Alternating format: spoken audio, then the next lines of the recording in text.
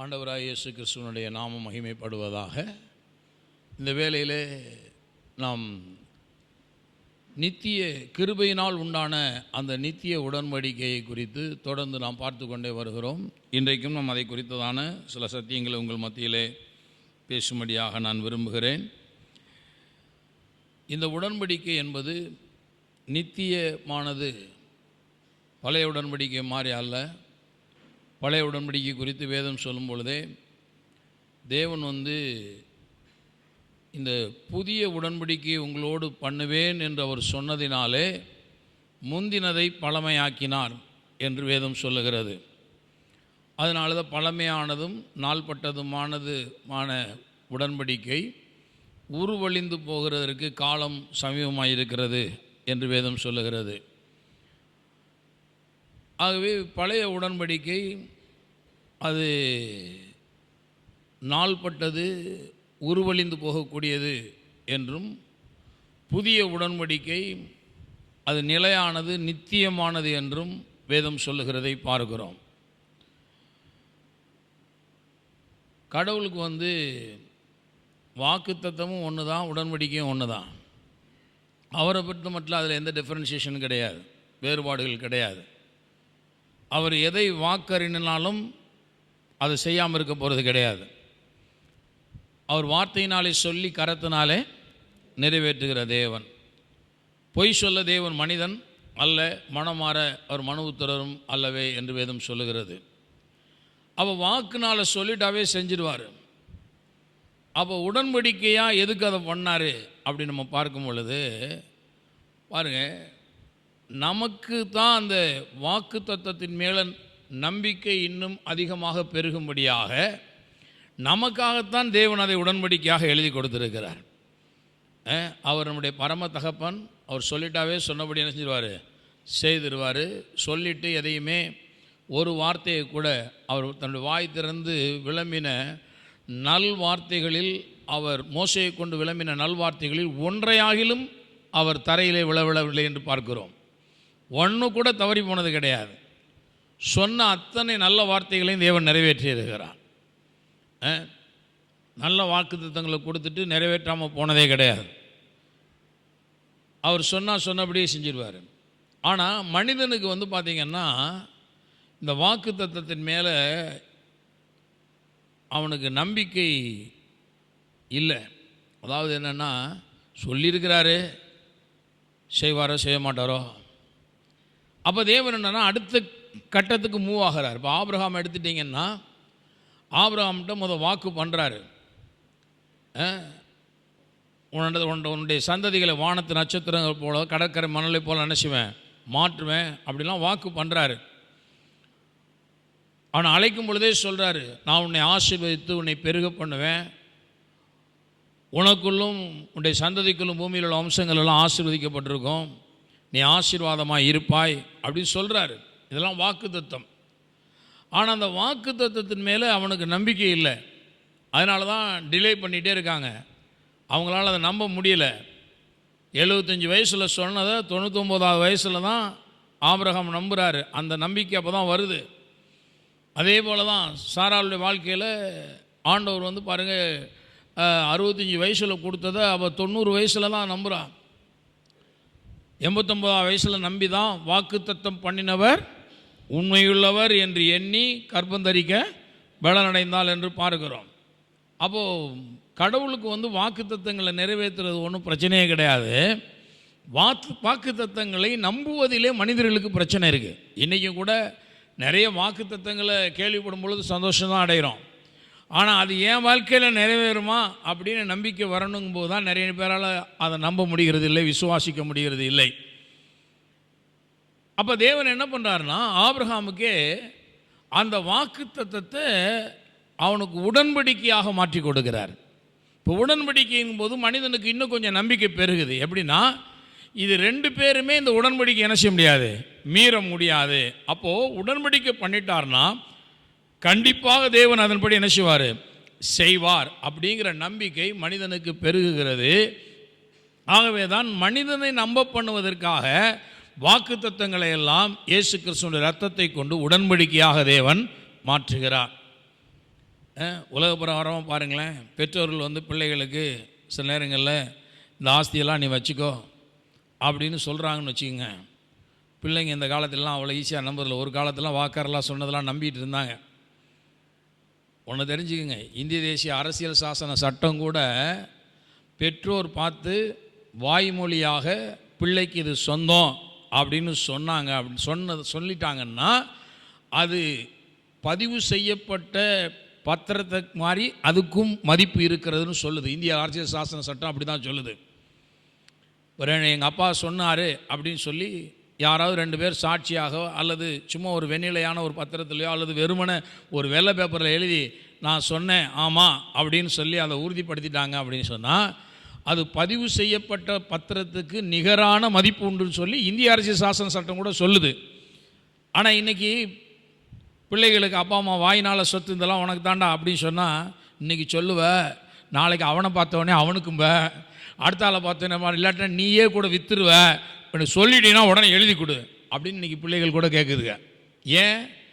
அப்பா அம்மா வார்த்தையே அவர்களால் என்ன செய்ய முடியல, வாயின் வார்த்தையில் வாக்கு தத்தமாக சொல்லப்பட்டதை என்ன செய்ய முடியல, அவங்களால நம்ப முடியலை, ஏற்றுக்கொள்ள முடியலை. ஆனால் பெற்றோர்கள் வந்து வாக்கினால் சொன்னாங்கன்னா அது செல்லும் அப்படின்னு சொல்லி இந்திய அரசியல் சாசன சட்டம் சொல்லுது. ஏன்னா நான் ஒரு சொத்து வாங்கினதில் ஒரு விஷயம் மாட்டிட்டேன். அந்த சொத்தை கடைசிக்கு எப்படி எனக்கு தான் சொந்தம்னு நான் உறுதிப்படுத்தினேன் அப்படின்னு சொன்னால் பெற்றோர்கள் வாக்கினால் சொன்னாங்கன்னாவே அது செல்லுபடியாகும்னு ஒரு சட்டம் இருக்குது. அப்படிங்கிறத ஒரு சீனியர் லாயர் ஒருத்தர் ஒரு தடவை கண்டுபிடிச்சி சொன்னார். அந்த சட்டத்தின் படியாக அந்த சொத்துக்களை எல்லாம் எங்களுக்கு சொந்தம்னு மாற்றினேன். அப்போ அதை அரசாங்கம் ஏற்றுக்கிடுச்சு. அது அன்ரெஜிஸ்டர்டு டாக்குமெண்ட்டாக இருந்தால் கூட வேலிடு, பதிவு செய்யப்படாத பத்திரமாக இருந்தால் கூட அது மதிப்பு மிக்கது அப்படின்னு இந்திய அரசியல் சாசனம் அதில் ஒரு சட்ட பிரிவு இருக்குது. லேண்ட் ஆக்டில் வந்து ஒரு பிரிவு இருக்குது. அப்போ உலகத்திலேயே அந்த பிரிவு இருக்குது. தேவனும் வாயினால் சொல்லிட்டார்னாவே அவர் மாறப்போகிறதே கிடையாது. அது எழுதப்பட்ட உடன்படிக்கைக்கு சமானமானதான். அப்புறம் எதுக்கு உடன்படிக்கைன்னு ஒன்று ரத்தத்தை சிந்தி பண்ணினார் அப்படின்னா நமக்கு தான் நம்பிக்கை வர மாட்டேங்குதே. இந்த மனுஷன் நாளைக்கு இந்த அப்பா இன்றைக்கி சொல்லுவார், நாளைக்கு அடுத்த ஆள்கிட்ட போய் இன்னொரு மையம் ஓஞ்சி கேட்டானா உனக்கு தாண்டா இது அப்படின்னு சொல்லிட்டு போயிடுவார். அடுத்தாப்பில் இன்னொருத்தையும் கேட்டானா உனக்கு தான் சொல்லிட்டு இப்படி மாறிடக்கூடாதுல்ல. ஏன்னா மனுஷன் மாறுகிறவனாக இருக்கிறான். ஆனால் கர்த்தரோ அவர் என்றைக்கும் மாறாதவராக இருக்கிறார். நான் கர்த்தர், நான் மாறாதவர் என்று சொல்லியிருக்கிறார். ஆக வாயினால் சொன்னாவே அவர் எழுதி கொடுத்ததுக்கு சமானமானதுதான். ஆனால் அவர் அதை உடன்படிக்கையாக பண்ணி எழுதி அதை இரத்தத்தை சிந்தி முத்திரை போட்டார். எதுக்குன்னு கேட்டால் நமக்கு அதன் மேலே நம்பிக்கை பெருகுவதற்காக தான் தேவன் இந்த வேலையை செய்தார். இல்லைன்னா அவர் இந்த உடன்படிக்கையெல்லாம் பண்ணணுங்கிற அவசியம்லாம் கிடையாது. ஆகவே இப்படியாக நமக்கு ஒரு புதிய உடன்படிக்கை இயேசு கிறிஸ்துவின் இரத்தத்தின் மூலமாக செய்யப்பட்டு அவருடைய வாக்குத்தத்தங்கள் அனைத்தும் உறுதிப்படுத்தப்பட்டிருக்கிறது. இந்த வாக்குத்தத்தங்கள் ஒரு நாள் மாறவே மாறாது. ஆகவே இந்த வாக்குத்தத்தங்களுக்குள்ள நமக்கு என்ன சரத்துக்கள் அடங்கி இருக்கிறது அப்படிங்கிறத குறித்து தான் இன்றைக்கி நம்ம பார்க்க போகிறோம். கொஞ்சம் கொஞ்சமாக பார்க்க போகிறோம். என்னென்ன சரத்துக்கள்லாம் இந்த உடன்படிக்கையின் உள்ளே அடங்கி இருக்கிறது அதை கொஞ்சம் நம்ம தெளிவாக விளங்கிக்கிட்டோம்னா நான் சொல்லுகிறேன், உடன்படிக்கையின் ஆசீர்வாதங்களுக்கு நாம் தப்ப முடியாது. கண்டிப்பாக அவைகள் நம்ம மேல் வந்து நிச்சயமாகவே அவைகள் நம்முடைய வாழ்க்கையில் பலிக்கும். எடுத்துக்கொள்ளலாம். பாருங்கள், எரேமியா தீர்க்கதரிசன புத்தகம் எரேமியா 32:40 32ஆம் அதிகாரம் 40வது வசனம். அவர்களுக்கு நன்மை செய்யும்படி நான் அவர்களை விட்டு பின்வாங்குவது இல்லை என்கிற நித்திய உடன்படிக்கையை அவர்களுடனே பண்ணி அவர்கள் என்னை விட்டு அகன்று போகாதபடிக்கு எனக்கு பயப்படும் பயத்தை அவர்கள் இருதயத்திலே வைத்து அவர்களுக்கு நன்மை செய்யும்படி அவர்கள் மேல் சந்தோஷமாக இருந்து என் முழு இருதயத்தோடும் என் முழு ஆத்மாவோடும் அவர்களை இந்த தேசத்திலே நிச்சயமாகவே நாட்டுவேன். நான் இந்த ஜனத்தின் மேல் இந்த பெரிய தீங்கையெல்லாம் வரப்பண்ணினது போல அவர்களை குறித்து சொன்ன எல்லா நன்மையையும் அவர்கள் மேல் வரப்பண்ணுவேன் என்று கர்த்தர் சொல்லுகிறார். பாருங்கள், கர்த்தர் வந்து ஒரு காரியத்தை இஸ்ரேல் ஜனங்களுக்கு சொல்கிறாரு. என்ன சொல்கிறார் அப்படின்னா, பாருங்கள், அவர்களுக்கு நன்மை செய்யும்படியாக கர்த்தர் வந்து நம்மளோட ஒரு உடன்படிக்கையை எதுக்கு பண்ணார்னா நமக்கு நன்மை செய்கிறதுக்கு தான் அவர் நமக்கு நிறைய உடன்படிக்கையை நம்மளோடு பண்ணியிருக்கிறார். உடன்படிக்கை எல்லாமே பாருங்கள், தீமைக்கு ஏதுவானவைகள் அல்ல, நன்மைக்கு ஏதுவானவைகள். நன்மை செய்கிறதுக்கு தான் அவர் இந்த உடன்படிக்கையை பண்ணுறார். வேதவசனம் சொல்லுகிறது, அவர்களுக்கு நன்மை செய்யும்படி நான் அவர்களை விட்டு பின்வாங்குவது இல்லை என்கிற நித்திய உடன்படிக்கை. என்ன உடன்படிக்கை? அதாவது பாருங்க, பின்வாங்குகிறது இல்லை என்கிற. பாருங்க, சொல்லிட்டு இன்னைக்கு மனுஷன் பின்வாங்கிடுவான். சில நேரங்களில் நமக்கு உதவி செய்ய முயற்சி செய்வாங்க, ஆனால் முயன்று பார்ப்பாங்க, முடிஞ்சால் உதவி செய்யலாம். சில நேரங்களில் பாருங்கள், நமக்கு உதவி செய்ய முடியாது, அல்லது ஒரு மனிதனை, ஒரு குழிக்கில் கிடக்கிற மனுஷனை தூக்கி விட முயற்சி பண்ணுறான்னா, இவன் முதல்ல சேஃபாக நின்றுட்டு அவனை தூக்கி விட முயற்சி பண்ணுவான். முடிந்த அளவு ட்ரை பண்ணுவான். தானும் உள்ளே விழுந்துருவாங்கிற ஒரு நிலை வந்துச்சுன்னா அவனை கை விட்டுருவான். அவனை தூக்கி விட முடியாது. அப்போ நான் முயற்சி பண்ண, என்னால் முடியலன்ட்டு போயிடுவான். தேவன் என்ன சொல்கிறாருன்னா, நான் நன்மை செய்யும்படியாக வாக்குத்தத்தம் பண்ணியிருக்கிறேனே, நான் அவர்களை விட்டு பின்வாங்குவது இல்லை என்கிற நித்திய உடன்படிக்கை. அப்போ இந்த நித்திய உடன்படிக்கைக்குள்ள என்ன ஒரு சரத்து இருக்குன்னா, தேவன் ஒருபோதும் அவருடைய வாக்குத்தத்தத்திலிருந்து அவர் பின்வாங்க மாட்டார். ஹல்லேலூயா.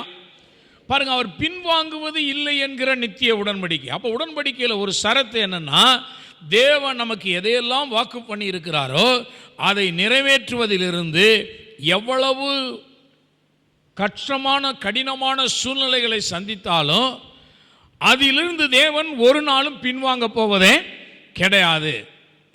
அவர் கண்டிப்பாய் நமக்கு வாக்கு பண்ண எல்லாவற்றையும் அவர் பின்வாங்காமல் நிறைவேற்றுகிற தேவனாக இருக்கிறார். நன்மை செய்கிறதுங்கிறது ஒரு லேசான காரியம் இல்லை. ஆனால் அவர் சொல்றாரு, எவ்வளவு கடினமான நிலைகள் இருந்தாலும் அந்த நன்மை செய்கிற காரியத்தில் நான் அதிலிருந்து பின்வாங்கவே மாட்டேன். கண்டிப்பாக பின்வாங்குகிறது இல்லை என்கிற நித்திய உடன்படிக்கை அவர்களோட பண்ணி என்று சொல்லுகிறதை பார்க்கிறோம். அப்போ நம்மோடு அவர் பண்ணி இருக்கிற உடன்படிக்கையினுடைய ஒரு நல்ல சரத்து என்னன்னா, அவர் ஒருபொழுதும் நம்மை விட்டு பின்வாங்குகிற தேவன் அல்ல. ஹல்லேலூயா. எல்லாரும் சொல்லுங்க, என்னை விட்டு தேவன் ஒருபோதும் பின்வாங்குகிறவர் அல்ல. ஹல்லேலூயா. பாருங்க, நம்முடைய தேவன் பின்வாங்கவே மாட்டார். அவர் சொல்றாரு பாருங்க, அதுக்கு முந்தின வசனத்தை படிச்சீங்கன்னா கொஞ்சம் நல்லா இருக்கும். 37 வாசிக்கிறேன் பாருங்க. அவர்கள் என் ஜனமாய் இருப்பார்கள், நான் அவர்கள் தேவனாய் இருப்பேன். அவர்கள் தங்களுக்கும் தங்கள் பின்னடியாருக்கும் தங்கள் பிள்ளைகளுக்கும் நன்மை உண்டாகும்படி சகல நாட்களிலும் எனக்கு பயப்படும்படிக்கு நான் அவர்களுக்கு ஒரே இருதயத்தையும் ஒரே வழியையும் கட்டளையிட்டு.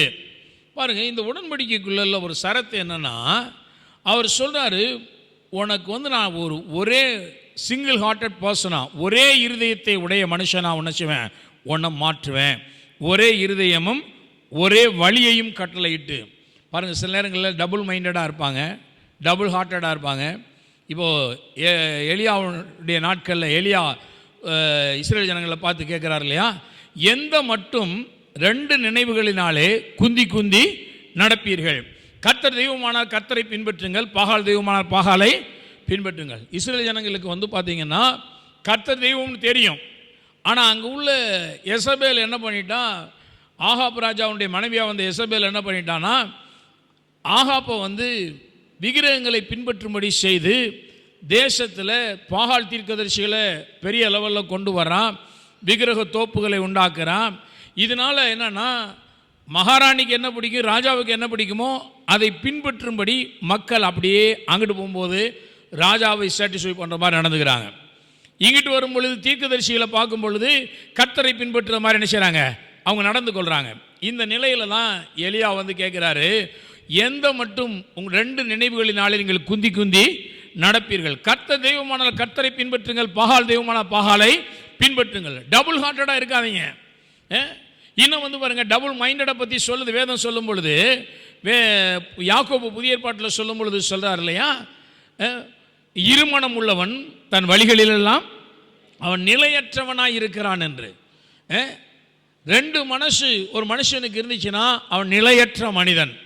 அப்போது இந்த உடன்படிக்கைக்குள்ள ஒரு சரத்தை என்ன தேவன் கொண்டு வரார் அப்படின்னா, இனிமேல் இருமனம் இல்லாமல் ஒரே மனதை ஒரே இருதயத்தை ஒன்றையே வழியாக கொண்டு வாழுகிற வாழ்க்கையை உங்களுக்கு உண்டாயிருக்கும்படி செய்வேன் என்று சொல்லுகிறார். ஹல்லேலூயா. நம்மள எத்தனை பேர் ஒரே இருதயத்தை ஒரே வழியை உடைய ஜனங்களாக இருக்கிறீர்கள்? ஹல்லேலூயா. இப்போ நமக்கெல்லாம் ரெண்டு வழி கிடையாது. இப்போ யார் சொன்னாலும் நம்ம தெளிவாயிட்டோம். நம்ம சொல்லுவோம் கர்த்தர் தான் என்னுடைய வழி. இயேசு சொல்லிக்கார், நானே வழியும் சத்தியமும் ஜீவனுமாய் இருக்கிறேன், என்னை அல்லாமல் ஒருவனும் பிதாவினிடத்தில் வர முடியாது. அவர் சொல்ல நானும் ஒரு வழிப்பா அப்படின்னு சொல்லலை. அவர் சொல்றார் நானே வழி, ஐ எம் ஒன்லி த வே, நான் மட்டும்தான் வழி, தெளிவாக சொல்றாரு. அப்போ புதிய உடன்படிக்கையினுடைய சரத்து என்ன அப்படின்னா, தன்னிடத்தில் இந்த உடன்படிக்கையின் உள்ளே வருகிற மனிதனை ஒரே இருதயத்தை உடைய மனுஷனாக நான் மாற்றுவேன் என்று சொல்றார்.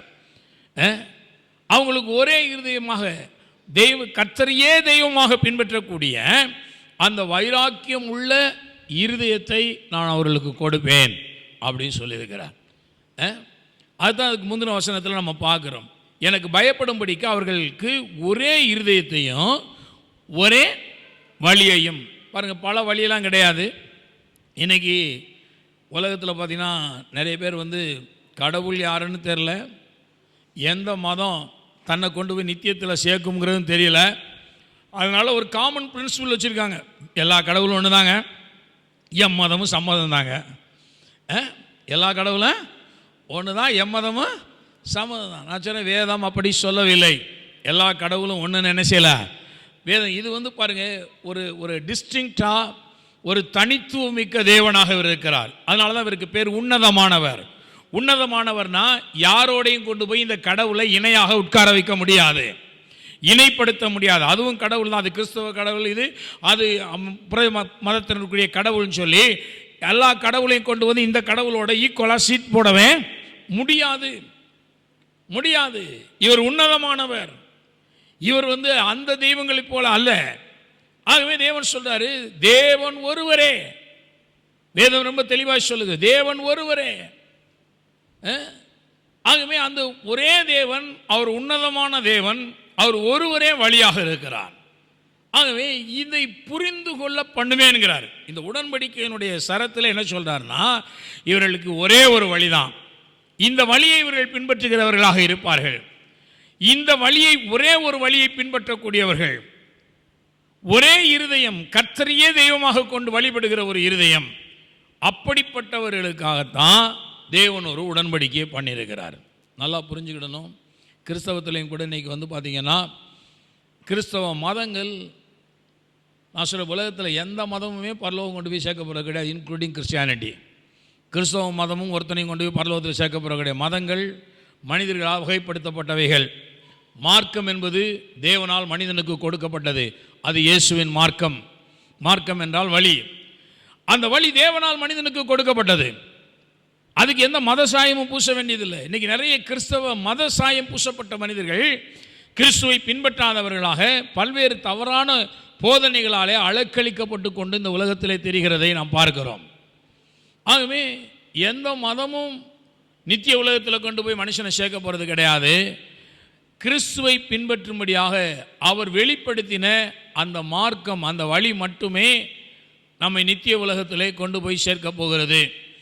அதை அறிந்து புரிந்து அதை பின்பற்றுகிற மனிதர்களோடு ஒரு உடன்படிக்கையை தேவன் வைத்திருக்கிறார். அந்த உடன்படிக்கை அந்த மனிதர்களுக்காக நான் பண்ணுகிறேன் என்று சொல்லுகிறார். அந்த உடன்படிக்கையிலிருந்து நான் ஒரு நாளும் அந்த உடன்படிக்கையை விட்டு பின்வாங்க போகிறதே கிடையாது அப்படிங்கிற. உடன்படிக்கை பண்ணிட்டேன், அந்த உடன்படிக்கையை நிறைவேற்றி தீர்ப்பினை தவிர அந்த உடன்படிக்கையை நிறைவேற்றாமல் ஒரு நாளும் அந்த உடன்படிக்கையில் என்ன செய்ய மாட்டேன், நான் பின்வாங்க மாட்டேன் அப்படின்னு சொல்கிறார். அப்போ அந்த மாதிரி ஒரு உடன்படிக்கையை தான் தேவன் நம்மளோடு பண்ணி நமக்கு அவரை குறித்து பயப்படுகிற பயத்தை நம்முடைய இருதயத்தில் வைத்து அவர் நம்மை ஆசீர்வதிக்கிற தேவனாக இருக்கிறார். 41வது வசனம் சொல்லுகிறது, அவர்களுக்கு நன்மை செய்யும்படி அவர்கள் மேல் சந்தோஷமாய் இருந்து என் முழு இதயத்தோடும் என் முழு ஆத்துமாவோடும் அவர்களை இந்த தேசத்திலே நிச்சயமாய் நாட்டுவேன். பாருங்க, அவர் சொல்றாரு, என்னுடைய ஹோல் ஹார்ட்டடாக நான் சொல்கிறேன் அப்படிங்கிறார். என்னுடைய முழு இதயத்தோட முழு ஆத்மாவோட. அப்போ தேவன் பாருங்க, அவரை தொழுது கொள்ளும் பொழுது சொல்கிறார் இல்லையா, ஒரு மனுஷன் கர்த்தரை தொழுது கொள்ளணும்னா முழு இதயத்தோடும் முழு ஆத்மாவோடும் முழு மனதோடும் முழு சிந்தையோடு என்ன செய்யணும், அவரை தொழுது கொள்ள வேண்டும் அப்படின்னு சொல்லி வேதம் சொல்லுது இல்லையா? ஆவியோடும் உண்மையோடும் அவரை பின்பற்றுவார் தான் முழு ஆத்மா முழு மனது இப்படியெல்லாம் அவரை பின்பற்றணும்னு வேதம் சொல்லுது இல்லையா? அவரை தொழுது கொண்டால் அப்படி தான் தொழுது கொள்ளணும்னு சொல்லுது இல்லையா? இப்போ தேவன் நம்மள்கிட்ட ஹோல் ஹார்ட்டடா சிங்கிள் ஹார்ட்டடா நீ என்னையவே பற்றி கொள்ளுகிறவனாக ஒரே வழியை உடையவனாக இருன்னு சொல்கிறது மட்டும் இல்லை, அவர் சொல்கிறாரு என் முழு இருதயத்தையும் முழு ஆத்மாவையும் உனக்காக பண்ணின உடன்படிக்கையின் மேலே உன்மேல நான் வைக்கிறேங்கிறாரு. அப்போ தேவனுடைய முழு இதயமும் நம்மேல் இருக்கிறது. அவர் சொல்றாரு என் முழு இதயத்தோடு என் முழு ஆத்மாவோடு அவர்களை இந்த தேசத்திலே நிச்சயமாக நாட்டு மனப்பூர்வமா. சில பாருங்க மனசு இருக்காது, இருந்தாலும் அறகுறையாக அனுமதிப்பாங்க, அறகுறையாக இருந்துட்டு போட்டோம் அப்படிம்பாங்க. ஆனால் இவர் பார்த்தீங்கன்னா எப்படின்னா முழு இருதயத்தோடு அப்படியே சொல்கிறாரு, நான் அறகுறையாக அல்ல, ஏதோ பேருக்கு உன்னோட நான் உடன்படிக்கை பண்ணலை, நான் உன்னை விட்டு உனக்கு பண்ணின உடன்படிக்கையை விட்டு பின்மாறுகிறதே இல்லை. உடன்படிக்கையில் என்ன சரத்தெல்லாம் இருக்கோ அதை நிறைவேற்றுவதில் இருந்து நான் பின்னாடி பின்வாங்குவதே இல்லை அப்படிங்கிறதையும் அந்த உடன்படிக்கையில் ஒரு பாயிண்டாக நான் சொல்கிறேன் அப்படிங்கிறார். ஆகவே தேவன் ஒரு நாளும் நமக்கு பண்ணின உடன்படிக்கையை விட்டு அவர் பின்வாங்கி போகவே மாட்டார். உறுதியாக நீங்கள் கர்த்தரை நம்பலாம்.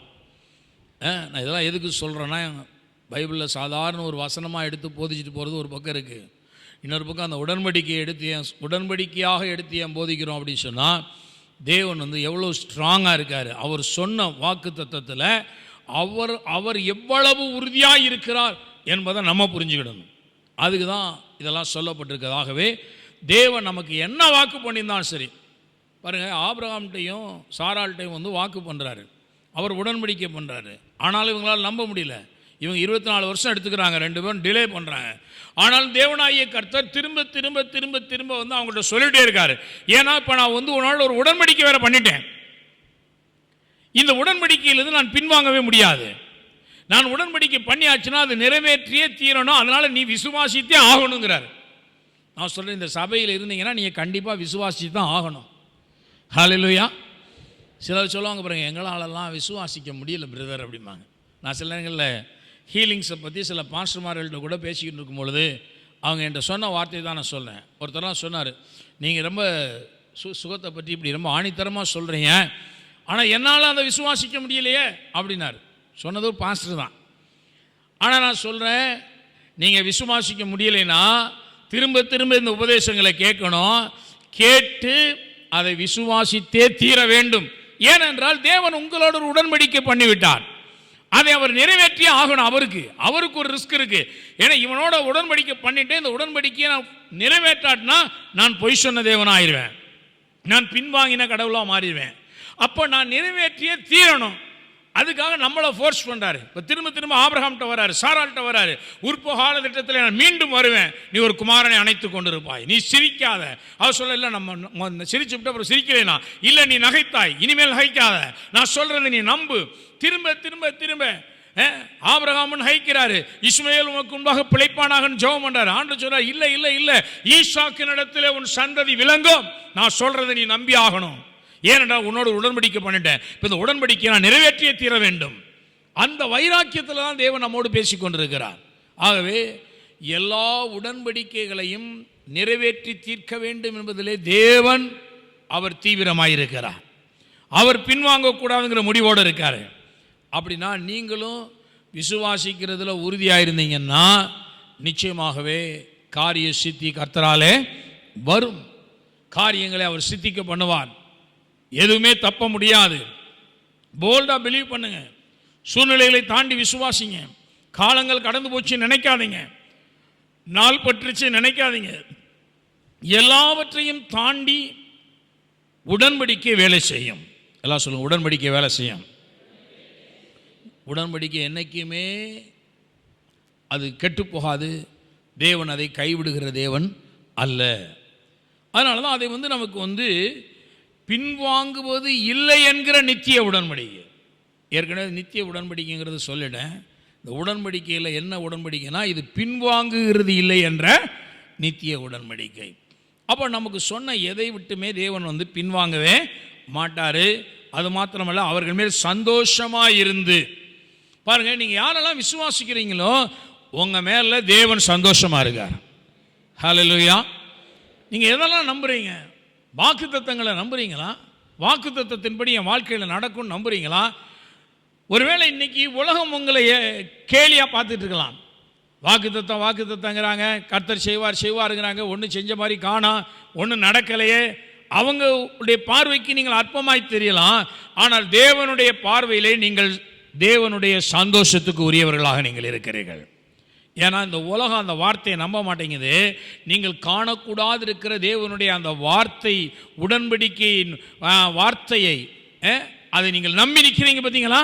அதை பார்க்கும் பொழுது தேவனுடைய உள்ளம் உங்களை குறித்து என்ன செய்யுது? சந்தோஷம் அடையுது. அதனால் அதைத்தான் இங்கே பார்க்கிறோம். நான் அவர்கள் மேல் நன்மை செய்யும்படி, அவர்களுக்கு நன்மை செய்யும்படி அவர்கள் மேல் சந்தோஷமாயிருந்து.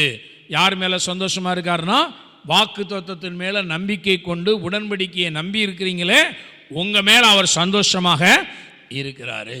அப்போ இந்த உலகம் எப்படி இருந்தாலும் பரவாயில்ல, தேவன் உங்கள் மேலே என்ன செய்கிறார்? சந்தோஷமாக இருக்கிறார். சந்தோஷமாக இருந்து என் முழு இருதயத்தோடும் முழு ஆத்மாவோடும் அவர்களை இந்த தேசத்தில் நிச்சயமாகவே நாட்டுவேன். பாருங்க, ஈசாக்கிட்ட சொல்கிறாரு, நீ இந்த தேசத்தில் இரு, நான் இங்கே ஒன்று ஆசீர்வதிப்பேங்கிறார். எல்லாரும் எகிப்தை நோக்கி ஓடுறாங்க. ஆனால் ஓடாமல் இருந்த ஒரே ஒரு ஆள் யார்? ஈசாக்கு தான். பஞ்சகாலங்க, பஞ்சம் பிழைக்கிறதுக்காக எல்லாம் எகிப்தை நோக்கி ஓடிக்கிட்டு இருக்காங்க. வறட்சியான காலங்களை வறட்சிக்கு தப்பும்படியாக திடீர்னு கர்த்தர் குறுக்க வந்து என்ன சொல்கிறார் ஈசாக்கிட்ட, நீ இங்கே தேசத்தில் இருப்பா, இந்த தேசத்தில் உன்னை என்ன செய்வேன், நான் ஆசீர்வதிப்பேன் அப்படிங்கிறாரு. சொன்ன உடனே அவன் கடவுளுடைய வார்த்தை, ஏன்னா அவங்க அப்பா கடவுளுடைய வார்த்தையை நம்பி நின்று அவருக்கு நல்ல பழக்கம், அந்த அனுபவம் இருக்கு இல்லையா ஆபிரகாமுக்கு, அதை கூட இருந்து ஈசாக்கு கவனிச்சவன் இல்லையா. அதனால இவன் என்ன பண்ணுறான், சரி கர்த்தர் சொல்கிறான்னா நான் அந்த தேசத்தில் என்ன செய்கிறேன், இருக்கிறேன். வேதம் சொல்லுது, கர்த்தரா ஈசாக்கு அந்த தேசத்தை விதைத்தான். கர்த்தர் அவனை ஆசீர்வதித்தபடினாலே அந்த வருஷத்தில் அவன் 100 மடங்கு பலனடைந்த. எகிப்துக்கு போனவன்லாம் இப்போ திரும்பி பார்க்குறான் ஈசாக்க, என்னடா இந்த தேசத்தில் இந்த வருஷம் விளையாதுன்னு சொல்லிட்டு நம்மெல்லாம் எகிப்தை நோக்கி ஓடுனோம்.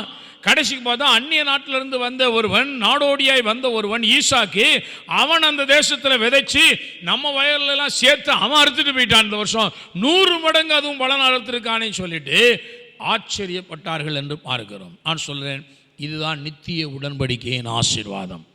தேவன் ஆசீர்வதிப்பேன்னு சொல்லிட்டாருன்னா நீங்கள் காலங்களை பார்க்காதீங்க, சமயங்களை பார்க்காதீங்க, சூழ்நிலைகளை பார்க்காதீங்க, எப்படி இருக்குலாம் பார்க்காதீங்க. வாக்கு தத்தத்தின் மேலே உறுதியாக நம்பிக்கை வைப்பீர்களானால் தேவன் உடன்படிக்கையை, உங்களுக்கு வாக்கருளின உடன்படிக்கையை 100% நிறைவேற்றி அந்த தேசத்தில் இருன்னு சொன்ன கர்த்தர் ஈசாக்கை ஆசீர்வதித்தது போல இந்த தேசத்தில் உன்னை நாட்டுவேன் என்று வாக்கு பண்ண தேவன் அந்த தேசத்திலேயே உங்களை ஆசீர்வதிப்பார்.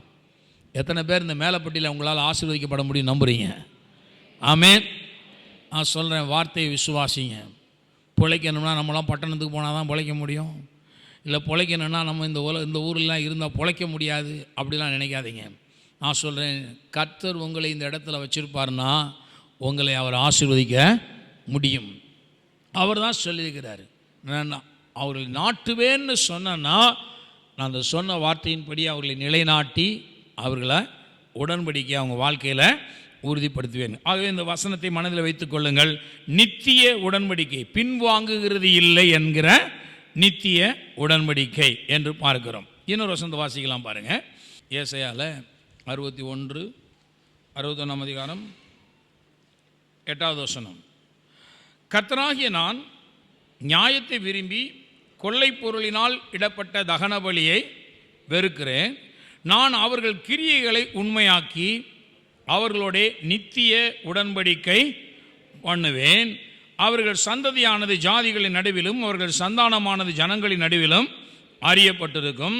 அவர்களை பார்க்கிற யாவரும் அவர்கள் கர்த்தரால் ஆசீர்வாதம் பெற்ற சந்ததி என்று அறிந்து கொள்வார்கள். பாருங்க, இந்த இடத்துல தேவன் சொல்லும் பொழுது இன்னொரு அந்த உடன்படிக்கையின் சரத்தில் இன்னொரு பகுதியை சொல்கிறார். என்னன்னா, அவர் நியாயத்தை விரும்பி கொள்ளை பொருளினால் இடப்பட்ட தகன பலியை வெறுக்கிறேன் அப்படிங்கிறார். இந்த உலகத்தில் இந்த சவுல் மாதிரி ஆட்கள் பார்த்தீங்கன்னா, அமலேக்கரை போய் அவன் தேசத்தை அழித்து அங்கேருந்து எல்லாத்தையும் நிகிரகம் பண்ணு அப்படின்னு சொல்லி அனுப்புகிறார். ஆனால் இவன் போய் என்ன பண்ணுறான்னா, ஆடு மாடுகளில் பிரதானமானவைகளை, நல்ல விலையுயர்ந்த பொருட்களை எல்லாம் எடுத்துகிட்டு வந்துடுறாங்க. சாமுவேலை பார்த்த உடனே சவுல் ராஜா சொன்னார், கர்த்தருடைய வார்த்தையை நிறைவேற்றினேன், நீ சொன்னபடியே போய் எல்லாத்தையும் நான் செஞ்சுட்டு வந்துட்டேன் அப்படின்னு சொல்லுவான். அப்போ தான் சாமுவேல் கேட்குறாரு, அப்படியானால் என் காதுகளில் விழுகிற இந்த மிருகஜீவங்களுடைய சத்தம் என்ன? அதுக்கு ஒரு விளக்கம் கொடுக்குறார் பாருங்க சவுல்.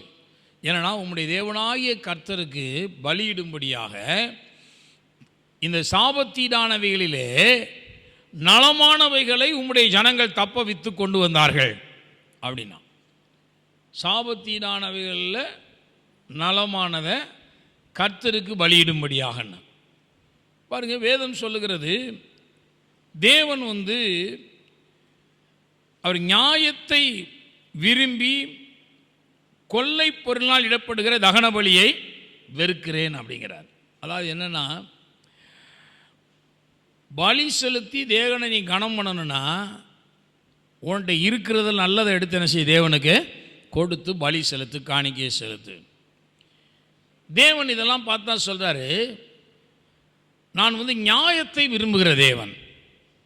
நீ அடுத்தவனுடையதை கொள்ளையா எடுத்து கொண்டு வந்து அதை கொண்டு போய் நீ எனக்கு பலியா நீ செலுத்தினா அந்த பலியை நான் என்ன செய்யறதில்ல, விரும்புகிற தேவன் அல்ல. சாபத்தீடானதை கொண்டு செலுத்தினா அதை நான் ஏற்றுக்கொள்ளுகிற தேவன் அல்ல. அதுதான் நம்ம நிறைய பார்க்குறோம் வேதத்தில், பல சத்தியங்களில் பல இடங்களில் தேவன் அதை சொல்லியிருக்கிறார். இப்போது நம்ம எல்லாருமே ஒரு காலத்தில் பார்த்திங்கன்னா அப்படிப்பட்ட பின்னணியிலிருந்து வளர்ந்து வந்த ஆட்கள் தான் இல்லையா? கிடைச்சா எடுத்துக்கிறோம், ஆப்டா சுருட்டிக்கிறோம் மனுஷன், எல்லா வாய்ப்புகளையும் பயன்படுத்திக்கிறோம் மனுஷன் தானே. இன்றைக்கி உலகத்தில் பாருங்களேன், எல்லா மனுஷனும் அப்படி தான் இருக்கும். அரசியல் தலைவர்கள், நாடு ஆள்ற ஆள்லேருந்து அடிமை வரைக்கும், சிறைச்சாலையில் கிடக்கிற அடிமை வரைக்கும் வாய்ப்பு கிடைச்சா பயன்படுத்திடுவான் இல்லையா? யாருமே அதுக்கு விதிவிலக்கு அல்ல. ஆப்டை மட்டும் சுருட்டணும்.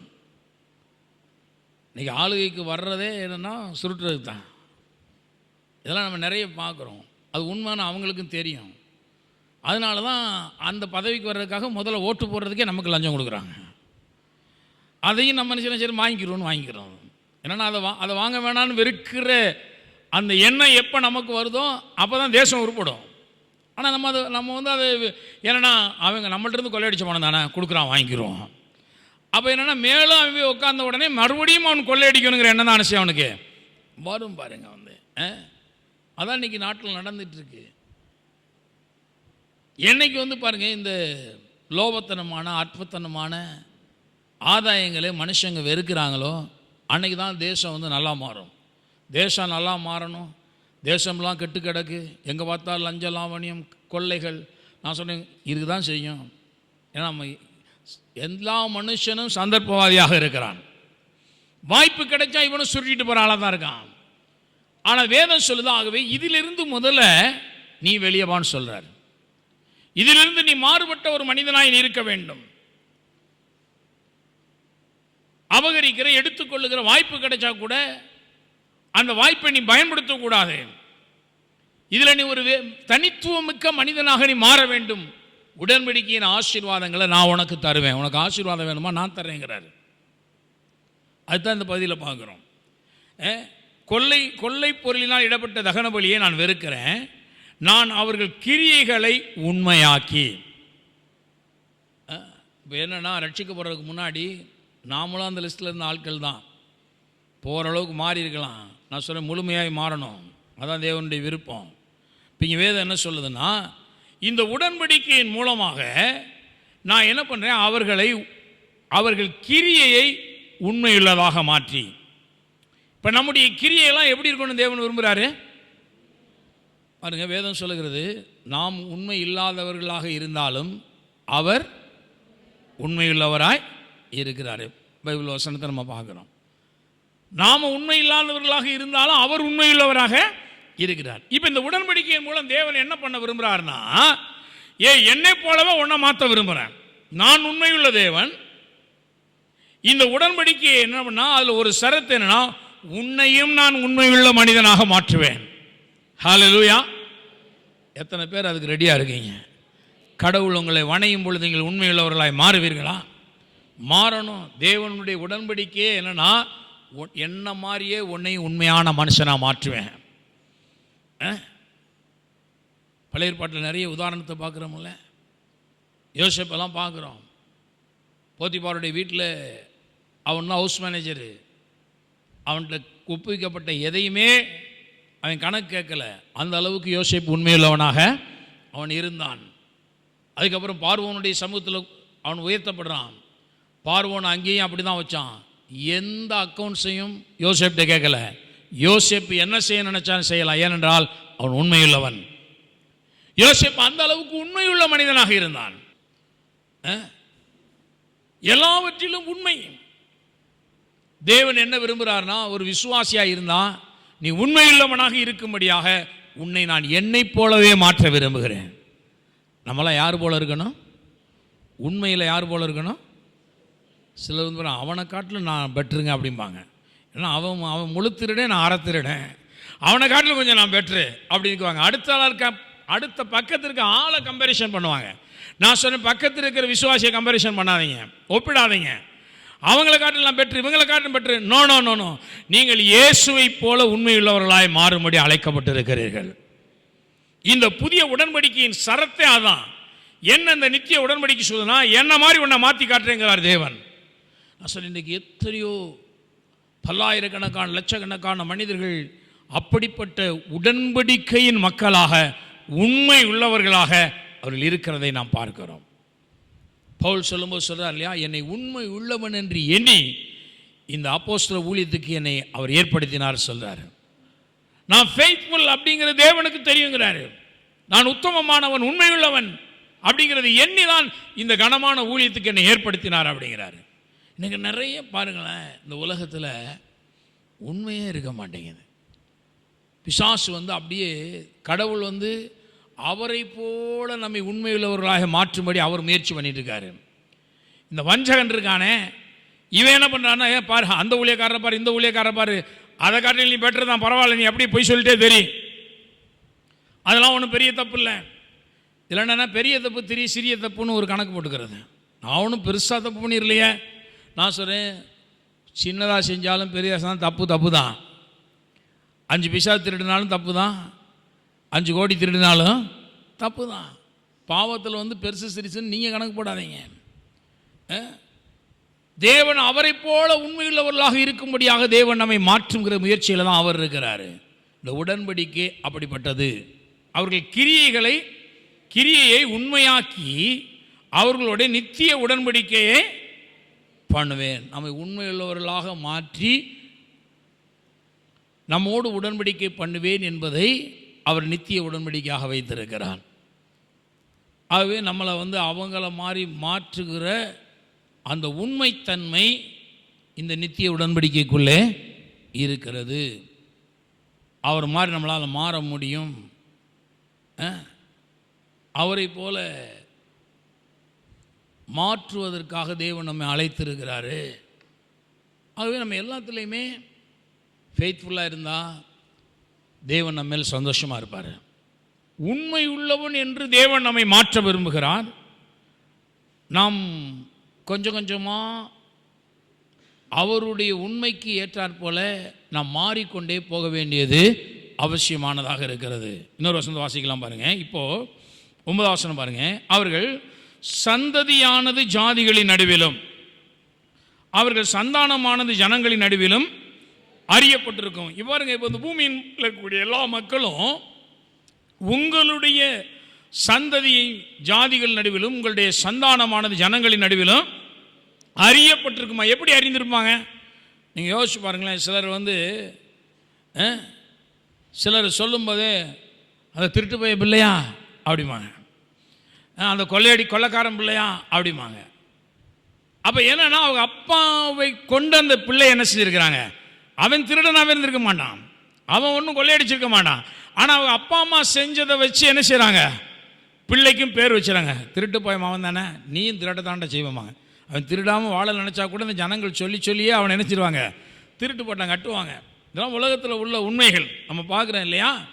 இப்போ நீங்கள் நீதிமான்களாக, உத்தமர்களாக, உண்மையுள்ளவர்களாக இருப்பதை இந்த உலகம் அறிந்தால், உங்களுடைய சந்ததி, உங்களுடைய சந்தானம் எல்லாம் ஜாதிகளாலும் ஜனங்களாலும் இவர்கள் உண்மையுள்ள சந்ததி என்று அவர்கள் அறியப்பட்டிருப்பார்கள். ஹல்லேலூயா. உங்க சந்ததிக்கு இப்படிப்பட்ட ஒரு ஐடென்டிட்டியை எத்தனை பேர் கொடுக்க விரும்புறீங்க? கொஞ்சம் யோசிச்சு பாருங்க. என்னுடைய சந்ததிக்கு நான் ஒரு அடையாளத்தை கொடுக்கணும். எப்படிப்பட்ட அடையாளம்னா, இவர்கள் உண்மையுள்ளவர்கள், கர்த்தரை போல உண்மையுள்ள ஜனங்கள் அப்படிங்கிற ஒரு அடையாளத்தை இந்த உலகத்துக்கு கொடுத்து விட்டு செல்ல வேண்டும். நம்முடைய பிள்ளைகளை பார்க்கும் பொழுது நம்ம வச்சு அவங்கள அப்படி ஒரு ஐடென்டிஃபை பண்ணணும். இவங்க பிள்ளையா, இவன் பிள்ளை தப்பு பண்ண மாட்டான், இவனுடைய பிள்ளையா, இவன் உண்மையுள்ளவனாகத்தான் இருப்பான், இவனுடைய பிள்ளையா பொய் சொல்ல மாட்டான், ஏமாற்ற மாட்டான், அடுத்தவர்களுடைய அபகரிக்க மாட்டான், கொள்ளையிட மாட்டான். இப்படி பெயர் எடுக்கிற சந்ததிகளாக நித்திய உடன்படிக்கையின் சந்ததி இருக்க வேண்டும். ஹல்லேலூயா. அதுக்கு தாங்க நம்மளை அழைச்சிருக்கிறாரு. உலகத்தில் எல்லாரும் பண்ணுற அக்கிரமத்தை நம்மளும் பண்ணிட்டு நம்ம பிள்ளையும் பண்ணிக்கிட்டு இருக்கிறதுக்கு கடவுள் நம்மளை கூப்பிடலை. அதுக்காக இவ்வளோ பெரிய ரத்தத்தினாலாகிய உடன்படிக்கை அவர் பண்ணலை. இன்றைக்கி என்ன நினைக்கிறாங்கன்னா, எல்லாரும் பண்ணாதே நான் பண்ணிவிட்டேன். இந்த மாதிரி சிலர் அசிங்கமாக பேசி தர்றாங்க, கிறிஸ்தவர்கள் கூட. நான் சொல்கிறேன், அப்படி பேசிக்கொண்டு சமாளிச்சுக்கிட்டு போகிறதுக்கு கடவுள் நம்மளை அழைக்கலை. அவரை போல உண்மையுள்ளவர்களாக வேதத்தில் இங்கே பார்க்கிறோம் பாருங்க. அவர்கள் சந்ததியானது ஜாதிகள் நடுவிலும் அவருடைய சந்தானமானது ஜனங்களின் நடுவிலும் அறியப்பட்டிருக்கும். அவர்களை பார்க்கிற யாவரும், உங்கள் பிள்ளைகளை, உங்களுடைய சந்தானங்களை பார்க்கிற எல்லாரும் அவர்கள் கர்த்தரால் ஆசீர்வாதம் பெற்ற சந்ததி என்று அறிந்து கொள்வார்கள். கர்த்தரால் ஆசீர்வாதம் பெற்ற சந்ததி, கர்த்தரால் ஆசீர்வதிக்கப்பட்டவர்கள். பாருங்க, நிறைய நேரங்களில் நாம் உண்மையுள்ளவர்களாக இருந்து நம்முடைய உண்மை நிமித்தம் நம்முடைய பிள்ளைகள் ஆசீர்வதிக்கப்பட்டு வரும் பொழுது இந்த உலகம் ஒன்றை புரிந்து கொள்ளும், அவர்கள் தேவனால் ஆசீர்வதிக்கப்பட்ட சந்ததி, தேவனால் ஆசீர்வதிக்கப்பட்ட சந்ததி, கர்த்தரால் ஆசீர்வதிக்கப்பட்டவர்கள். ஆக நான் சொல்கிறேன், நம்ம பிள்ளைகள் நாம் உத்தமர்களாய் இருந்து உத்தமத்தை அவர்களுக்கு காண்பித்து விட்டு போவோமே, ஆனால் நம்முடைய சந்ததிகளும் உத்தமர்களாக என்ன செய்வாங்க, இருப்பார்கள். ஆகவே தேவன் உடன்படிக்கையின் மக்களை இப்படித்தான் மறுரூபமாக்க விரும்புகிறார். இந்த டிரான்ஸ்ஃபர்மேஷனை இப்படி தான் நம்மளுக்குள்ள கொண்டு வர விரும்புகிறாரு. அதனால தான் இந்த உலகம் நம்மளை பார்த்து அவர்கள் கர்த்தரால் ஆசீர்வதிக்கப்பட்டவர்கள் என்ன செய்யணும், சொல்லணும். ஏமாற்றி சம்பாரிச்சாரு, அடுத்தவங்களோட எடுத்துட்டு சம்பாரிச்சிட்டாரு, கொள்ளையடிச்சு சம்பாரிச்சிட்டாரு, இந்த மாதிரி வார்த்தைகள்லாம் என்ன செய்யக்கூடாது, வரவே கூடாது. அந்த அளவிற்கு உத்தமமாக இருக்க வேண்டும். நம்முடைய வேலைகளில் ஊழியமாக இருக்கட்டும், வேலையாக இருக்கட்டும், காணிக்கை வாங்கிறதா இருக்கட்டும், காணிக்கை கொடுக்கிறதா இருக்கட்டும், எல்லாவற்றிலும் எல்லாருமே உத்தமர்களாக இருக்க வேண்டும். உத்தமமாக இருந்தால் நம்ம யாரையும் ஏமாற்ற வேண்டியதில்லை. கர்த்தருடைய ஆசீர்வாதம் நம்முடைய வாழ்க்கையில் என்ன செய்யும், விளங்கும். கர்த்தருடைய ஆசீர்வாதம் ஐஸ்வர்யத்தை தரும் என்று பார்க்கிறோம். பொன்னை காட்டில் வெளியேறப்பட்ட வார்த்தைகளை பேசிக்கிட்டு இருக்கிறோம். நம்ம பேசுகிற வார்த்தைகளுக்குள்ளே எல்லா ஆசீர்வாதமும் இருக்குது. பணத்துக்காக எந்த ரீதியிலும் காணிக்கைக்காகவோ பணத்துக்காகவோ வேத புரட்டர்களாகவோ தவறான இழிவான செயல்களை செய்கிற மனிதர்களாகவோ நம்ம மாறிடவே கூடாது. இந்த உத்தமத்தில் நாம் நிலைநின்றால் உத்தமனுக்கு கர்த்தர் துணை என்று பார்க்கிறோம். உத்தமமாய் நடக்கிறவர்களுக்கு நன்மையானவைகளை அவர் வழங்காது இரார் என்று பார்க்கிறோம். கொடுக்காமல் இருக்க முடியாது. நான் சொல்லுகிறேன், நான் தேவனுடைய வார்த்தைக்கு ஊழியக்காரனாக இருக்க விரும்புகிறேன். நான் கர்த்தரால் ஆசீர்வதிக்கப்பட்டவன் என்ற பெயர் எனக்கு வரணும். என் சந்ததியை பார்க்கும்போது இந்த உலகம் அப்படி சொல்ல வேண்டும். உங்களுக்கும் அதான் அந்த சேலஞ்சாக இருக்கணும். என்னை பார்க்கும் பொழுது அநியாயமாக சம்பாரிச்சிட்டாரு, அநியாயமாக எடுத்துட்டாரு, கொள்ளை அடிச்சிட்டாரு அப்படின்னு சொல்லக்கூடிய அளவில் என்னுடைய வாழ்க்கையோ அந்த பேர் என் சந்ததிக்கோ வரக்கூடாது. இந்த எண்ணம் கிறிஸ்தவ விசுவாசிகள் ஒவ்வொருவருக்கும் இருக்க வேண்டும். நம்ம சம்பாதிக்கிறதுல கூட ஒரு நீதி நியாயம் இருக்க வேண்டும். வேதம் சொல்லுது, துரிதமாய் தோன்றின ஆசீர்வாதம் முடிவிலே சித்தி பெறாது, சித்திக்காது. அந்த ஆசீர்வாதம் ஆசீர்வாதமா இருக்காது. திடீர்னு சம்பாதிச்சது மாதிரி தெரியும், அது திடீர்னு போயிடும், அவ்வளோதான். அதான் வேதம் சொல்லுது, துரிதமாய் தோன்றின ஆசீர்வாதம் முடிவிலே என்ன பெறாது, சித்தி பெறாது. சித்தி பெறாதுன்னா சித்திக்காது, வாய்க்காதுன்னு அர்த்தம். அது எவ்வளோ வேகமாக வந்துச்சோ அவ்வளோ வேகமாக வெளியே என்ன செய்கிறோம், போயிடும். ஏனென்றால் அது கர்த்தருடைய ஆசீர்வாதம் அல்ல. நீ ஏதோ ஒரு கொள்ளையிலே பறந்து அது வேற மாதிரி நீ சம்பாதிக்கணும்னு நினைக்கிற. அதனால தான் நான் சொல்லுறேன், நம்ம கர்த்தரை நம்பினா நம்ம கையிடுகிற எல்லாம் வாய்க்கும். கர்த்தர் நம்முடைய கையின் பிரயாசங்களை ஆசீர்வதிப்பார். அது நமக்கு பாக்கியமாக நன்மையாக அது இருக்கும், தீமையான செய்யாது இருக்காது.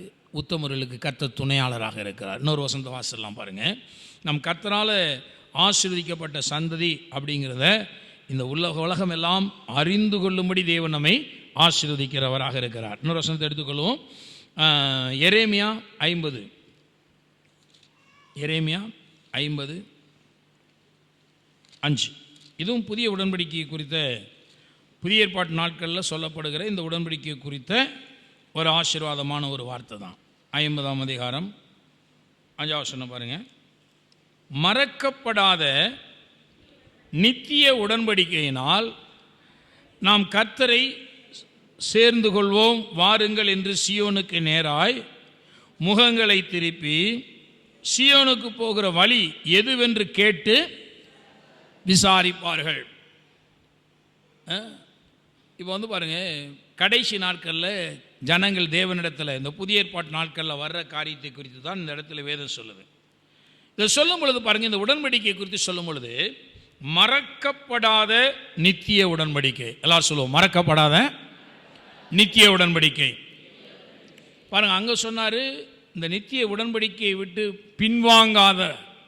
பின்வாங்காத நித்திய உடன்படிக்கைன்னு சொன்னார்.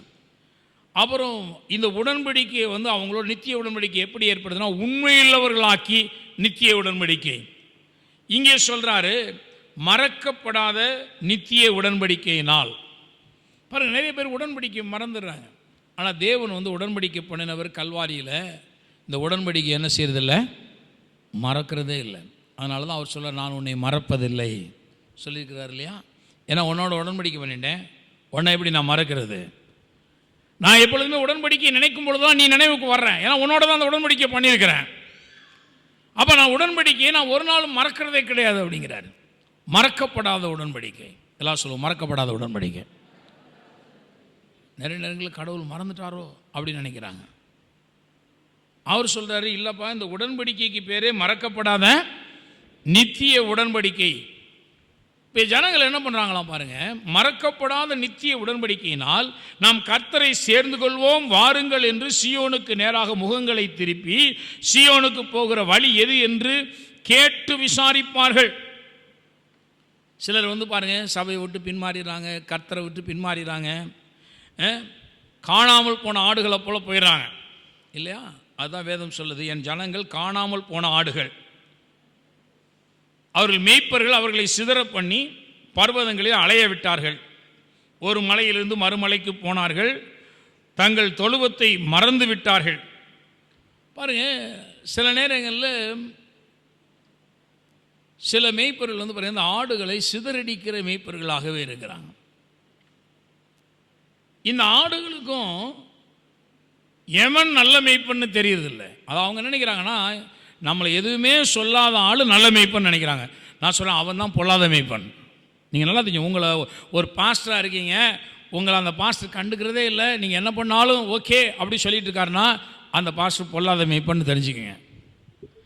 நீங்கள் செய்கிறத ஒருத்தன் கடிந்து கொள்கிறான், உங்களை சீர்திருத்த முயற்சிக்கிறான், அல்லது நீங்கள் சரியாக செய்யும் பொழுது உங்களை உற்சாகப்படுத்துகிறான், தவறாக செய்யும் பொழுது அதை சீர்திருத்த அவன் முயற்சி எடுக்கிறான் சொன்னால் அவன் தான் நல்ல மேய்ப்பன்.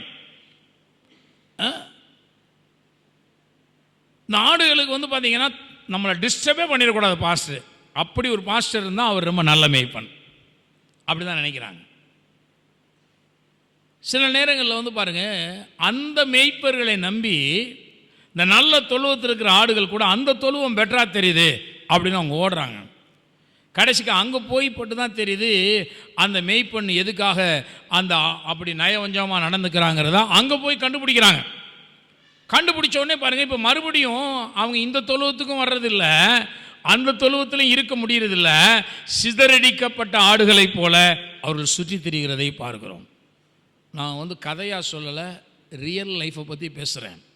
நிறைய எனக்கு தெரிந்தவர்கள், அறிமுகமானவர்கள் நல்ல தொழுவத்திலிருந்து போகாதீங்க அங்கே இருன்னு சொன்னால் கேட்குறது கிடையாது. அங்கேருந்து வெளியே போயிட்டு இன்னொரு தொழுவத்துக்கு போகிறேன்னு போயிட்டு அப்புறம் அந்த தொழுவம் சரியில்லைன்னு சொல்லிட்டு இப்போ எந்த தொழுவத்துக்கு போகிறதுல தெரியலைன்னு சொல்லிட்டு இப்படி சுற்றி திரிகிற மனிதர்கள் எல்லாம் நான் பார்க்குறேன். லைஃப் எக்ஸ்பீரியன்ஸஸ் வச்சு தான் சொல்கிறேன். நிறைய பேரை பார்க்குறேன் வாழ்க்கையில்.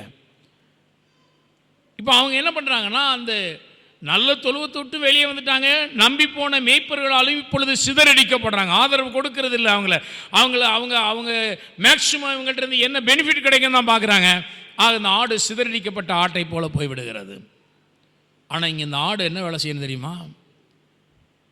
இப்போ உடன்படிக்கையை எண்ணி பார்க்க வேண்டும். இந்த உடன்படிக்கையை தேவன் உங்களோடு பண்ணியிருக்கிறாரு, என்னோட பண்ணியிருக்கிறாரு. இந்த உடன்படிக்கை என்ன சொல்லுது அப்படின்னா, இது மறக்கப்படாத உடன்படிக்கை. இப்போ தேவன் உங்களை குறித்து என்ன உடன்படிக்கை பண்ணியிருக்கிறான்னு வெளிச்சம் வந்துச்சுன்னா, இந்த உடன்படிக்கையின் மேல் இருக்கிற நம்பிக்கையில் தேவன் என்னோடு ஒரு மறக்கப்படாத உடன்படிக்கை பண்ணியிருக்கிறாரு. நான் அந்த உடன்படிக்கையின் அடிப்படையில் நான் போய் கர்த்தரிடத்திலே சேர்ந்து கொள்வேன். சில ஆட்கள் பார்த்தீங்கன்னா இந்த மாதிரி சிதறடிக்கப்பட்டு கிடந்தாலும் பாஸ்டர் கூப்பிட்டாருன்னா வந்துடலாம், அவர் கூப்பிடணும். நான் சொல்கிறேன், இங்கெல்லாம் ஒன்றும் வெத்தலை வச்செல்லாம் அப்படிப்பட்ட ஆட்கள்லாம் வச்சு அழைக்க மாட்டோம். உனக்கு தேவைன்னா உடன்படிக்கையின் மேலே நம்பிக்கை இருந்தால் நீங்கள் தான் அந்த உடன்படிக்கை மாறாத உடன்படிக்கை, அது மறக்கப்படாத உடன்படிக்கை. நான் இந்த உடன்படிக்கையின் அடிப்படையில் கர்த்தரிடத்தில் போய் நான் சேர்ந்து கொள்ள போகிறேன் அப்படின்னு வந்தால் இந்த சபை உங்களுக்கு திறந்திருக்கிறது. இந்த சபை யாரையும் வெளியே புறம்பே தள்ள போகிறது கிடையாது. வேத வசனம் சொல்லுகிறது, இயேசுனுடைய நித்திய உடன்படிக்கையின் சரத்து என்ன தெரியுமா? தம்மிடத்தில் வருகிற ஒருவரையும் தேவன் புறம்பே தள்ளுகிறது இல்லை. எல்லாரையும் தேவன் ஏற்றுக்கொள்ளுகிறவராக இருக்கிறார். சபையானது ஏற்றுக்கொள்ளக்கூடியதாக இருக்கிறது. ஆனால் நிறைய விசுவாசிகள் கெட்டு போய் சிதறடிக்கப்பட்ட விசுவாசிகளுடைய எண்ணம் எப்படி இருக்குன்னு கேட்டால், அவர் கூப்பிடுவாரா, அவர் திரும்ப நம்மளை வருந்தி அழைப்பாரா? நான் சொல்றேன், நெவர். நான் 33 வருஷ காலத்தில் இந்த கிசும்புத்தனமாக வெளியே போன யாரையுமே பின்னாடி திரும்பி போய் நான் கூப்பிட்டு வந்ததே கிடையாது. உனக்கு தேவைன்னா மனம் திரும்பி உள்ளவா, அதர்வைஸ் மற்ற போதர் மாதிரி நினைக்காத. சில ஆட்கள் என்னென்னா ஆத்மாவை விட்டுறக்கூடாது, அவங்களால ஒரு பெனிஃபிட் இருக்குது அப்படின்னு தெரிஞ்சால் பின்னாடி போய் அப்படியே வளைஞ்சு குடிச்சு அவங்க காலை கழுவி கூட கூட்டு வந்துடுவாங்க. என்கிட்ட அந்த ஹேபிட் கிடையவே கிடையாது. நான் யாரையும் அப்படி அழைக்கிறவன் அல்ல. ஆனால் ஒன்று உண்மையான ஒரு ரிப்பண்டன்ஸ் இருந்துச்சுன்னா எவ்வளவு பெரிய தவறு செய்த மனிதனையும் அணைத்துக்கொள்ள நான் ஆயத்தமாக இருக்கிறேன். ஏனென்றால் வேதவசனம் சொல்லுகிறது, தன்னிடத்தில் வருகிற ஒருவரையும் தேவன் புறம்பே தள்ளுகிறது இல்லை. யாருமே தள்ள போறது கிடையாது. தள்ளுவது நம்முடைய நோக்கம் அல்ல, சேர்த்துக் கொள்வதுதான் நம்முடைய நோக்கமாக இருக்கிறது. திருச்சபையினுடைய நோக்கம், தேவனுடைய நோக்கம் என்னன்னா, வருத்தப்பட்டு பாரம் சுமக்கிறவர்கள் எல்லாரும் என்னிடத்திலே வாருங்கள், இளைப்பாறுதல் தருவேன். சேர்த்துக் கொள்றதுதான் சபை, புறமாக்குவது சபை அல்ல. ஆகவே இது நன்றாய் புரிந்து கொண்டு என்னன்னா, உடன்படிக்கையின் சரத்தை இப்போ நமக்கு விளங்கணும். உதாரணமாக பாருங்க, வேதாகமத்தில் நம்ம பார்க்குறோம், 2 குமாரர்கள் இருந்தாங்க. ஒரு தகப்பனுக்கு இளையவன் என்ன பண்ணுறான், ஆஸ்தியெல்லாம் வாங்கிட்டு போய் அழிச்சு போட்டுறான். பண்ணி திங்கிற தவிட்டினால் தன் வயிற்றை நிரப்ப ஆசையாக இருந்தால் அந்த குடியானவன் அந்த பண்ணி திங்கிற தவிட்டு கூட அவனுக்கு என்ன செய்யலை, கொடுக்கல. வேலை வாங்கினா சோறு போடலை. இப்போ அவன் அந்த பன்னி குடிசையில் இருக்கும் பொழுது அவனுக்கு ஒரு எண்ணம் தோன்றுறது. என்னன்னா, என் தகப்பனுடைய வீட்டில் அநேக வேலைக்காரர் இருக்காங்க, அவர்கள் எல்லாருக்கும் பூர்த்தியான சாப்பாடு உண்டே, நான் எழுந்து என் தகப்பனிடத்திற்கு போய், இப்போ தகப்பன் ஊராக ஆலோசி தேடி தெரில. என் குமாரன் போனா எங்கே கிடக்கிறானோ, எந்த பன்னி குடிசையில் கிடக்கிறானோ, ஒவ்வொரு குடிசையாக தேடுங்க.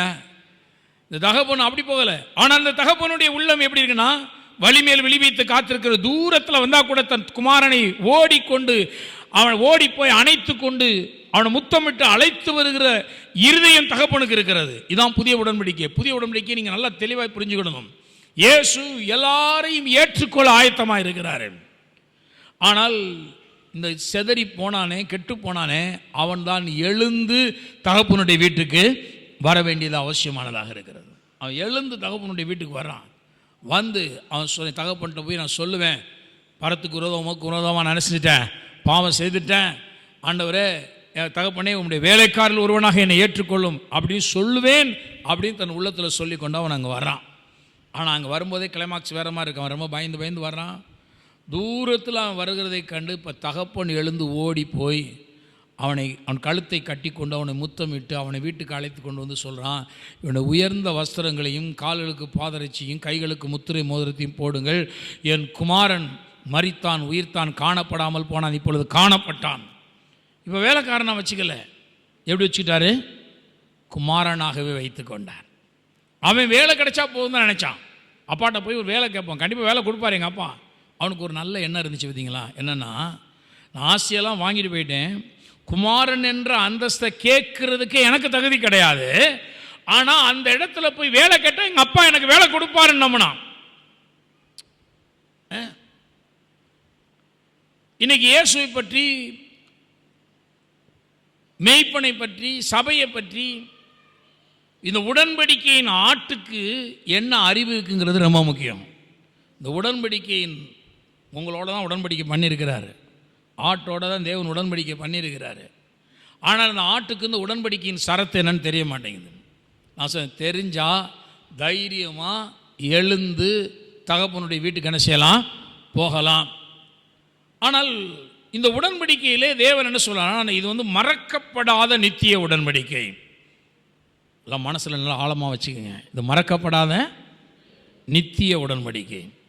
அப்போ எவ்வளவு ஒரு மனுஷன் பின்னாடி போனால் கூட இந்த உடன்படிக்கைக்குள்ளே தேவன் என்னை மறப்பதில்லை, உள்ளங்கையிலே வரைந்து வைத்திருக்கிறார் அப்படிங்கிறதை நினைவு கூர்ந்தால், இந்த மறக்கப்படாத உடன்படிக்கையின் படியாக நாம் கர்த்தரை சேர்ந்து கொள்வோம் வாருங்கள் என்று சியோனுக்கு நேராய் முகங்களை திருப்பி, அவங்க தான் அவங்க முகத்தை திருப்பிட்டு போயிட்டாங்க. இப்போ திரும்பி போனவன்லாம் கஷ்டப்பட்டதுக்கு அப்புறம் அங்கிருந்து என்ன செய்யறானா, சபைக்கு நேராக சியோனுக்கு நேராக தன்னுடைய முகத்தை திருப்பி, அப்போ இவன் தான் ரிப்பண்ட் ஆக வேண்டியிருக்கு, இவன் தான் அதை நோக்கி பார்க்க வேண்டியிருக்கிறது. சியோனுக்கு போகிற வழி எது என்று கேட்டு விசாரிப்பார்கள். அப்போ இவங்க என்ன பண்ணுவாங்களாம், கேட்டு விசாரித்து அந்த இடத்துல என்ன பண்ணுவாங்களாம், சேர்ந்து கொள்ளுவார்களாம். ஆகவே இந்த 3 காரியங்களை இந்த நாளில் நீங்கள் மனதில் ஆழமாய் இந்த உடன்படிக்கையின் சரத்தை நீங்கள் புரிந்து கொள்ளும்படி மனதில் வைத்துக் கொள்ளுங்கள். 1, தேவன் உங்களுக்கு ஆணையிட்ட உடன்படிக்கை பண்ணி கொடுத்த காரியத்திலிருந்து அவர் பின்வாங்காமல் இருக்கிற தேவனாக இருக்கிறார்.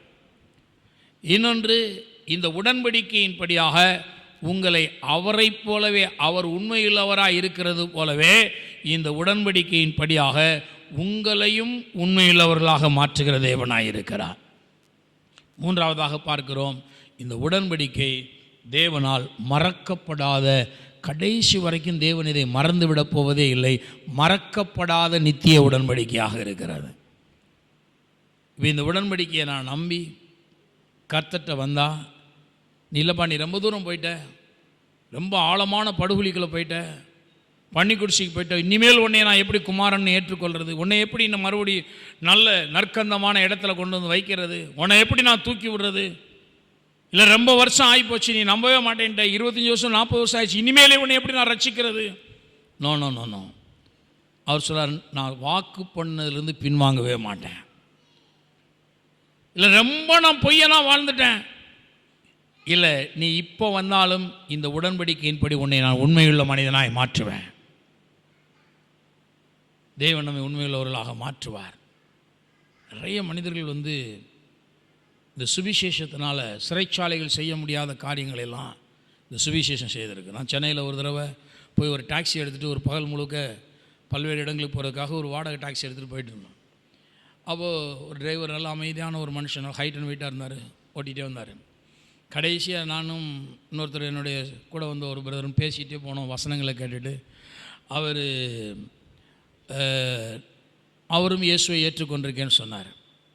அவரை மேலே அவருக்கு சுவிசேஷத்தை டாக்ஸியில் போகும்போது சொல்லிட்டு போகும்போது அவர் சொன்னார், என் மனைவி ஒரு நல்ல விசுவாச பெண், அவள் மூலமாக நானும் இயேசுவை ஏற்றுக்கொண்டேன். நான் ஒரு கேங் லீடர், சென்னை பட்டணத்தில் பெரிய கேங் லீடர். எத்தனையோ கொலை வழக்குகள் என் பேரில் இருக்குது. என்னுடைய உண்மை நிலவரத்தை சொன்னால் நீங்கள் என்னை ஏற்றுக்கொள்ளக்கூட நீங்கள் மாட்டீங்க. எங்கள் பாஸ்டர் ரொம்ப நல்லவர், இவ்வளவு நான் அக்கிரமக்காரன்னு தெரிஞ்சும் அவர் என்னை சபையில் ஏற்றுக்கிட்டாரு, எனக்கு ஞானஸ்தானம் கொடுத்தாரு. நான் இன்றைக்கு அவருக்கு உண்மையுள்ளவனாக இருக்க விரும்புகிறேன். அப்போது என்னோட சேர்ந்து கொஞ்சம் பேர் நான் அந்த ரவுடிஷத்துலேருந்து பின்வாங்கின உடனே எப்போ பட்டயத்தை கீழே போடுவோன்னு பார்த்துட்டு இருந்துட்டு அவங்களெல்லாம் எதிர் பார்ட்டிஸ் கொன்னுட்டாங்க. நானும் கூட எவ்வளோ நாளைக்கு உயிரோடு இருப்பேன்னு கூட தெரியாது. அந்த அளவுக்கு நாங்கள் ஒரு பெரிய கேங் லீடர்ஸாக இருந்து நான் செயல்பட்டுருக்கிறேன். ஆனால் நான் கர்த்தரை நம்புகிறேன். மறுபடியும் நான் இந்த பட்டயத்தை கையில் எடுக்க மாட்டேன், ரவுடிஷம் பண்ண மாட்டேன். நான் கர்த்தரை ஏற்றுக்கொண்டிருக்கிறேன். நான் உண்மையுள்ளவனாய் நான் கடைசி மட்டும் வாழ விரும்புகிறேன். அதனால தான் ஒரு டாக்ஸி எடுத்துகிட்டு நான் இன்றைக்கி டிரைவர் வேலை பார்த்துட்டு நான் இது பண்ணிகிட்ருக்கிறேன். அவர் இன்னும் ஒரு காரியம் சொன்னால், என் டாக்ஸியில் நான் ஒரு ஹார்ன் கூட அடிக்க மாட்டேன். ஹார்ன் அடித்தா கூட அது அடுத்தவனை ஹட் பண்ணும், அடுத்தவனை பயமுறுத்தும், அடுத்தவனை ஹட் பண்ணும். நீ சொன்னால் நம்ப மாட்டேங்க, என் டாக்ஸியில் ஹார்னே கிடையாது. ஹார்னே கழட்டி போட்டேன் அப்படின்னா. நான் சொன்னேன், அவசரத்துக்கு எப்படியா போவேன்? நின்றுவேன், போகிறவன்லாம் போட்டோம், நம்ம மெல்ல போவோம், சைடு கூட கேட்டு வாங்கக்கூடாது. பாருங்கள், ஒரு பெரிய கேங் லீடர் தாதாவாக இருந்தவன் எப்படி இருந்திருப்பான் பாருங்கள். தனக்கு தான் எல்லாமே முதலில் இருந்திருப்பான். ஆனால் அந்த ரட்சிப்பு அவனை எவ்வளோ தலைகளாக மாற்றிருக்கு பார்த்தீங்களா? தேவன் ஒரு மனிதனை எவ்வளவு உண்மையுள்ளவராய் மாற்றுகிறார் என்பதை எண்ணி பாருங்கள். கோயம்பேட்டில் ஒன்று ஒரு பஸ்ஸை பிடிக்கணும்னு எங்கள் டைம் அன்றைக்கி பெரிய மெயின் ரோடு பிளாக் ஆகிட்டு. அவன் சொன்னான், டைமுக்கு உங்களை கொண்டு ஏற்றி விட்டுருன்னு சொல்லிட்டு சந்து புந்தில் எங்கிட்டோ புகுந்து கரெக்டாக கொண்டு எங்கள் பஸ்ஸுக்கு முன்னாடி நிறுத்திட்டான். நிறுத்திட்டு இந்த பின்னாடி நிற்கிது வண்டி, லக்கேஜ் எடுத்து இறங்குங்க அப்படின்னா.